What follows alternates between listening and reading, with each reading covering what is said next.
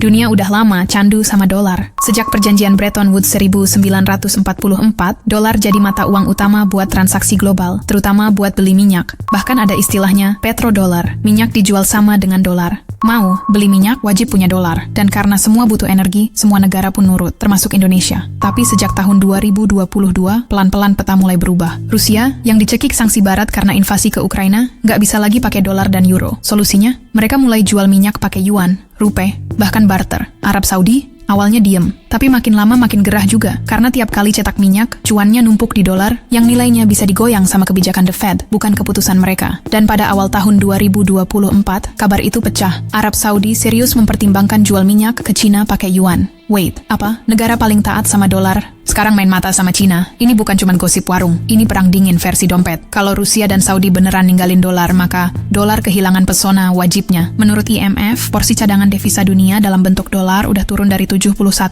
di tahun 1999 ke 59% di tahun 2023 dan terus melorot. Cina, Rusia, Brazil, India, Iran, dan Afrika Selatan alias BRICS lagi getol kampanye pakai mata uang sendiri buat perdagangan.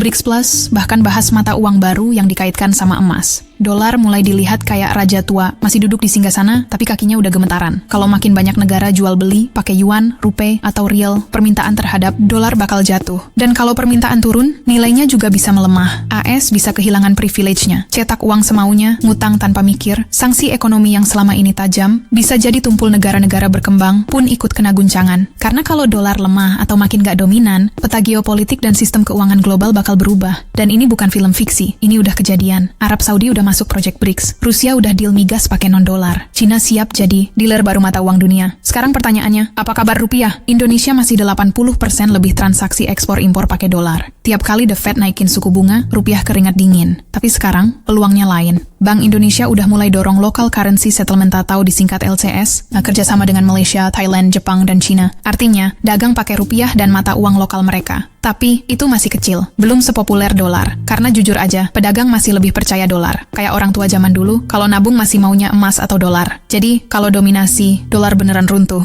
Rupiah punya dua kemungkinan. Naik pangkat jadi pemain regional, atau ditinggal karena nggak siap bersaing di liga mata uang dunia. Ironisnya, negara yang dulu paling getol teriak anti-imperialisme, sekarang malah rame-rame cari alternatif dari imperialisme, dolar. Tapi jangan buru-buru senang, karena ketika satu raja jatuh, bukan berarti rakyatnya bebas. Kadang cuma ganti penindas, dari barat ke timur. Apakah dunia benar-benar lebih bebas kalau lepas dari dolar? Atau kita cuma pindah dari satu jebakan ke jebakan lain? Dari Uncle Sam ke panda komunis? Yang jelas, peta sedang digambar ulang. Dan mata uang bukan lagi cuma alat bayar, tapi senjata diplomasi, kekuasaan dan kendali rupiah. Dia masih bertanya-tanya, kalau perang mata uang ini dimulai, aku di pihak siapa? Kalau kamu pikir dunia ini absurd, percaya deh, itu karena kita nggak cukup pakai nalar. Tapi gimana tanggapanmu akan hal ini? Komen di kolom komentar. Ya, jadi jangan lupa like, share, dan subscribe Relung Nalar. Karena dunia ini terlalu absurd kalau nggak kita bahas dengan nalar. Terima kasih udah nonton, dan ini Relung Nalar.